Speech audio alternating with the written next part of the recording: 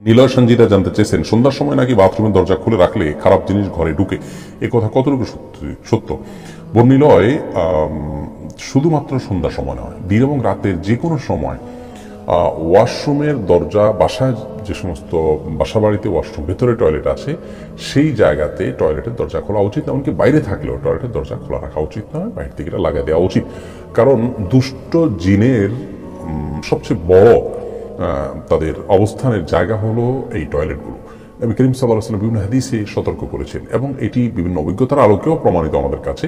অনেকেই টয়লেটে গিয়ে আক্রান্ত হয়েছেন দুষ্ট জিন দ্বারায়, অনেকেই আপনার ক্ষতিগ্রস্ত হয়েছেন তাদের উপদ্রবের দ্বারায়, এবং সাহাবীদের যুগে এরকম ঘটনা ঘটেছে। এই জন্য নবী সাল্লাল্লাহু আলাইহি ওয়াসাল্লাম টয়লেটে ঢোকার সময় দুষ্ট জিনের উপদ্রব থেকে বাঁচার জন্য আল্লাহর কাছে আশ্রয় প্রার্থনা করার দোয়া শিক্ষা দিয়েছেন এবং বলেছেন, আল্লাহুম্মা ইন্নী আউযু বিকা মিনাল খুবুসি ওয়াল খাবাইথ।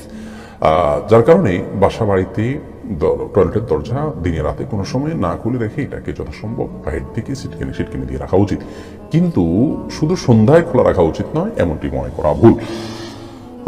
আবু হায়দার দাউদ, আপনি জানতে চেয়েছেন বিনা অজুতে আজান দেওয়া যাবে কি না? ভাই আবু হায়দার, দেওয়া যাবে, কোনো সমস্যা নেই। অজু এটি আবশ্যক হলো নামাজের জন্য, এটি আবশ্যক হলো স্পর্শ করার জন্য, এটি আবশ্যক তওয়াফ করার জন্য। এছাড়া আজান দেওয়ার জন্য অজু এটি আবশ্যক নয়। তবে অজু অবস্থা আজান দেওয়া উত্তম, এতে কোনো সন্দেহ নেই, মুস্তাহাব। কিন্তু বিনা অজুতে আজান দিলে গুনাহগার হবেন না, এই অভ্যাসটা নিয়মিত করে ফেলাটা অনুচিত।